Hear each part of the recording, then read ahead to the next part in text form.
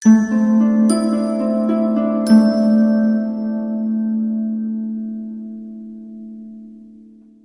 hit the like button and subscribe to the channel for more such videos.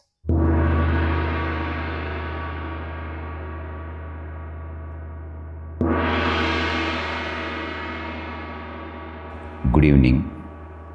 In the previous video, the prequel, we have seen the factors that made the breath as an essential element in the practices of Buddha's meditations.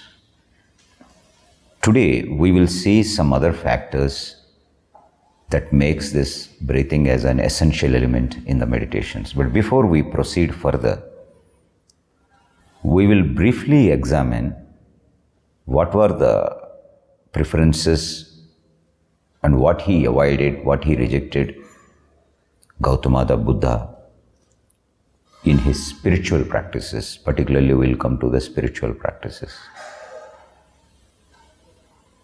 Whether it is in the contemplation, spiritual or philosophical, Buddha's practices mostly centers around the culture of meditation.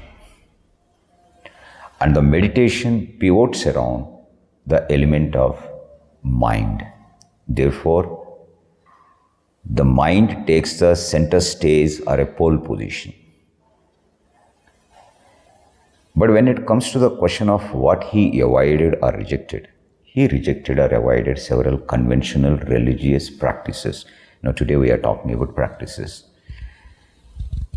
He never accorded any kind of an importance for the prayer, invocation, or worship of deities or gods or goddesses. For he never sought any benefits, blessings, or boons from these divine forces. He left everything behind. Therefore, there is nothing to seek. Now, when it comes to the question of tapas or the penance or the austerities, the extreme mortifications of body, he was totally against such culture. Apart from that, he never pursued or sought the celestial objectives, or neither he sought any paradise or the heaven where you have a perennial bliss, the sensual gratifications in communion with the angels, apsaras or gandharvas, and also where you can get an eternal youthfulness or an eternality. Buddha never sought any of these things. He left all his creature comforts and sense gratifications, and also he never longed for any immortality. And when it comes to the question of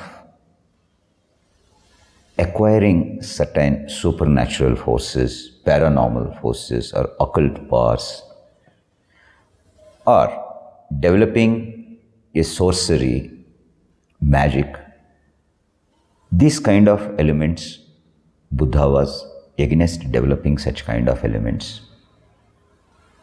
He never advised his followers either to develop or to exhibit such elements. We find in one of such example where Buddha seriously admonishes one of his disciple, Pindola Bharadwaja, when he goes on displaying his paranormal abilities to secure one golden bowl. Similarly, when it comes to the question of animal sacrifices, oblations, or a kind of wild rituals, he was totally against such culture because it involves the violence. And apart from that, Buddha also felt that the divine intervention cannot solve or heal the pains or the miseries of mankind, he sincerely felt that all the answers and solutions for such kind of miseries and sufferings lies within you and in your own mind.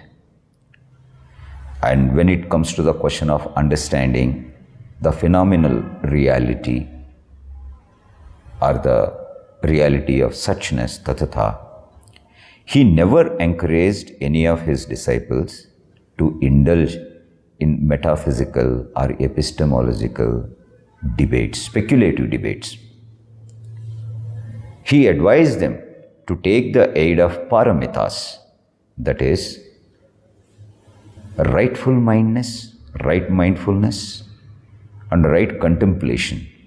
Taking these elements, taking the aid of these elements, he wanted that his disciples to penetrate, visualize or grasp the reality in its natural essence, in its natural state, in yatha bhutam.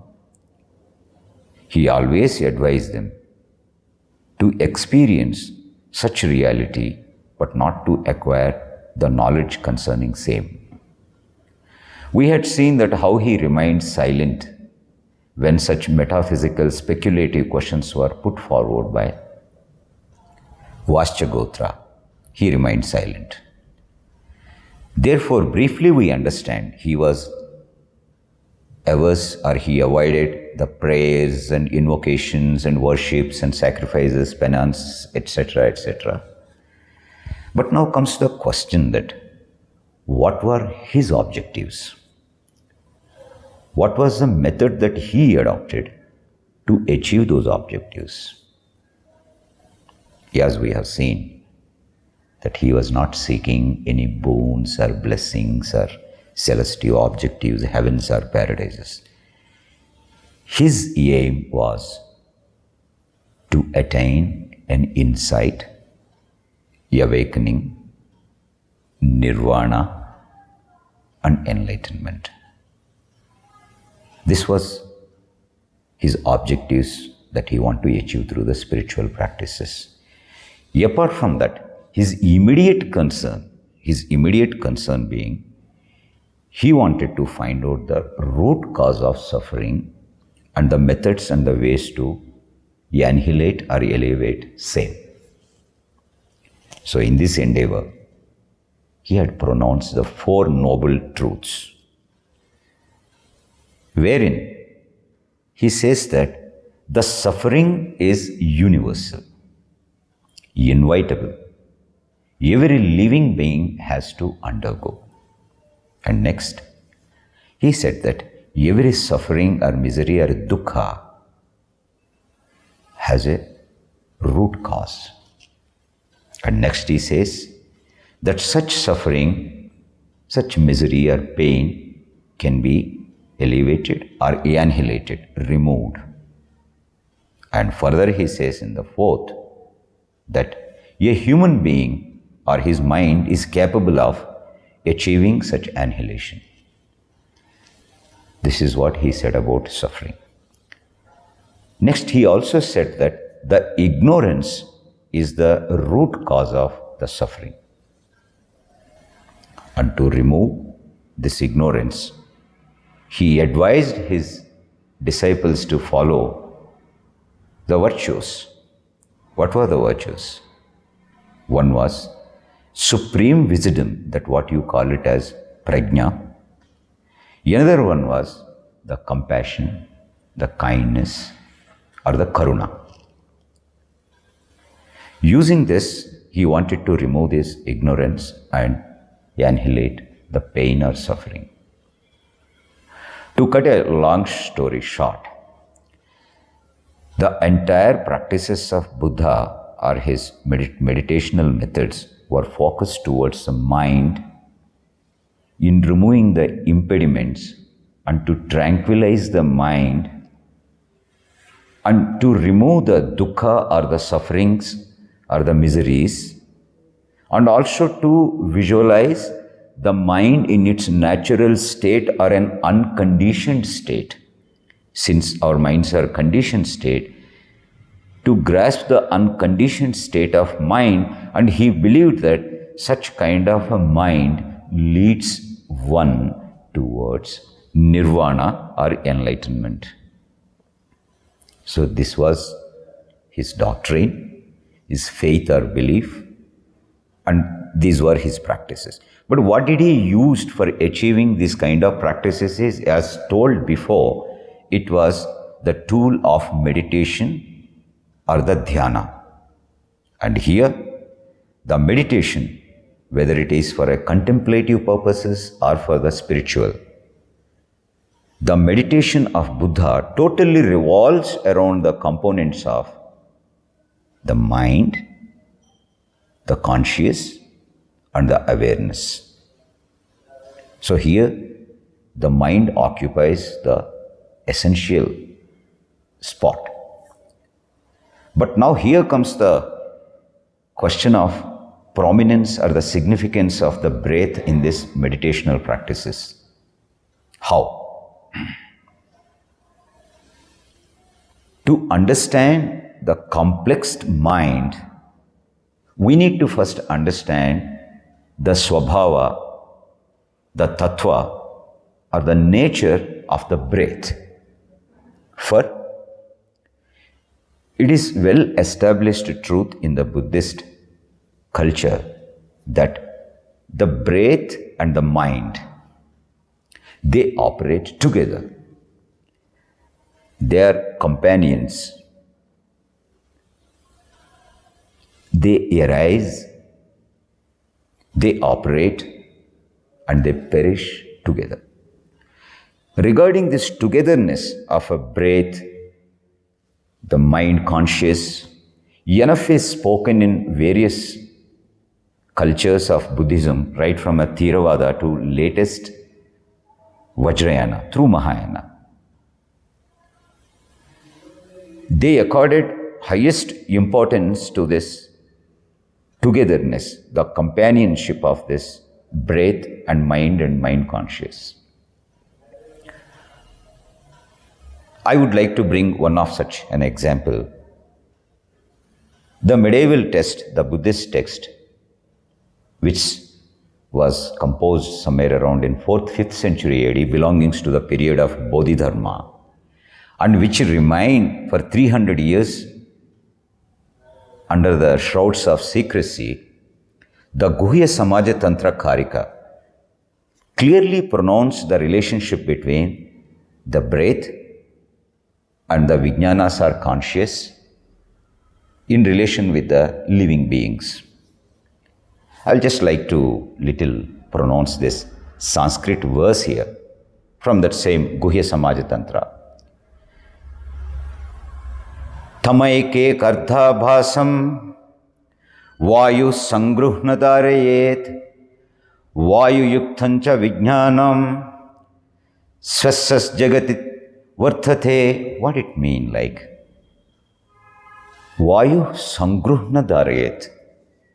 The breath acquires the form of a light or the senses or the life, and further Vayu yuktancha vijnanam means the Vayu conjoins with this five, in this vijnanas, the breath joining with this conscious mind continuously. Sashas jagata vartate means it continuously operates in the realm, in the domain of living beings. They are together. They continuously operate. The supraconscious. Now, currently, some of the scientists, the panpsychists, they say that this conscious is universal, irrespective of living beings or non-living beings, but keeping it apart. Further understanding the prominence of this breathing, how it was accorded such an importance. Another verse from the same Guhya Samaja Tantra says that Yesho Vayur Mahadatur Vijnana Traivahanam Tebyam Prakrutyaha Sessa Nirgaschanti Yata Yata. Means what it mean by? Here you see that what a kind of an importance accorded to the breath. It says that Vayur Mahadhatu. The breath is the greatest element. It is given above even the earth, fire and water. The breath is accorded highest importance. Vijnana Traivahana means the three Vijnanas sits over this mount of this. It mounts over this particular breath. What are the three Vijnanas? The Citta, the mind, the Manas, the conscious, and Vijnanas, the perceptions, volitions and samskaras and all. All these things mounts over this air. It is like a vehicle. They move together. Thebhyam Prakrutyaha means this is the nature of Prakritis, where 80 Prakritis Sassa Nirgaschanti Yatha Yatha. They follow this order of this particular breath carrying these Vijnanas, and continuously they operate in the realm of living beings. So, the breathing is given paramount importance in various cultures of Buddhism. You must understand that much before we are born, right in the certain embryonic state itself, the mind conscious along with the breath, they take a form, they start operating, they're born, they see the light, they start functioning and behaving and experiencing the entire life. Finally, they disappear, they vanish and they get dissolved at the time of death. So these two elements, continuously they go together. They go together like how an eye and a sight, and a flame and a light, and like a flute and a note. They are always together. They ride together. They operate together like a horse and a rider. And one cannot live without another. Once one is annihilated, other one will follow the suit. For an example, if a breath ceases to exist,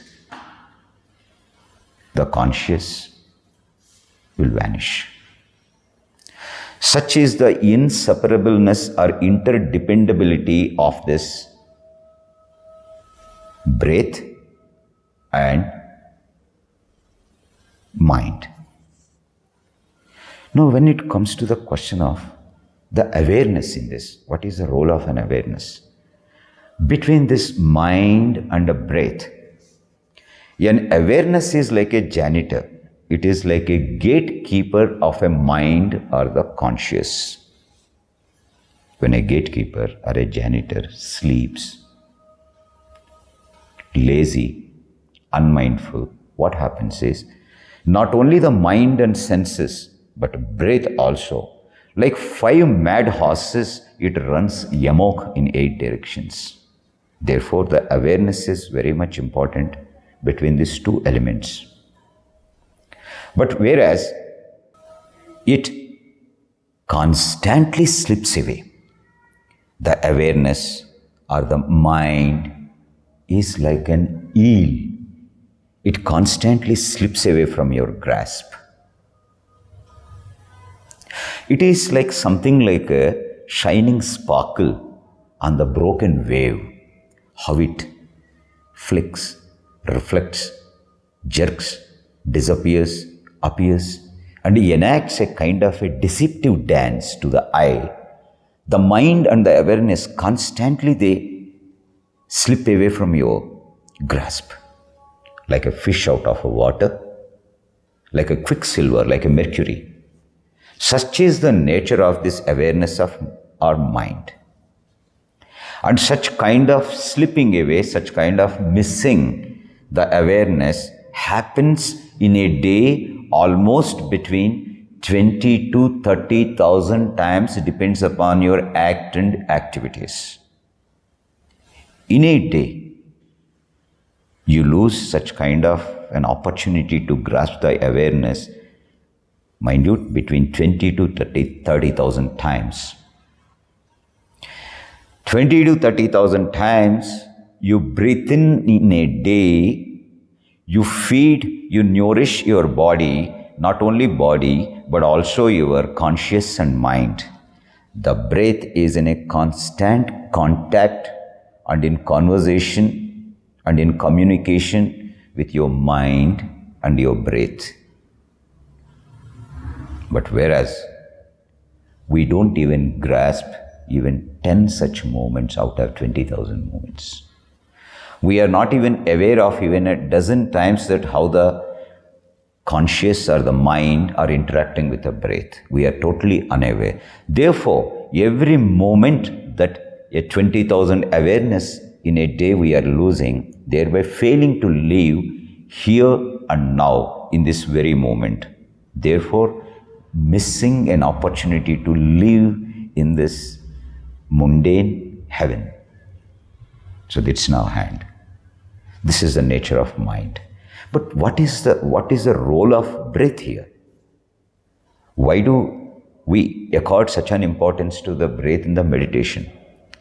The reason being, the mind or a conscious going along with the mind and understanding a mind or fathoming a mind and grasping a mind is very difficult. It is complex and critical. Then what do? We do in such a way, we take the help of the companion of this mind, the partner of this mind, the consort of this mind which operates throughout. Who is it? None other than the breath. The breath and the mind, they are consorts. Now what do?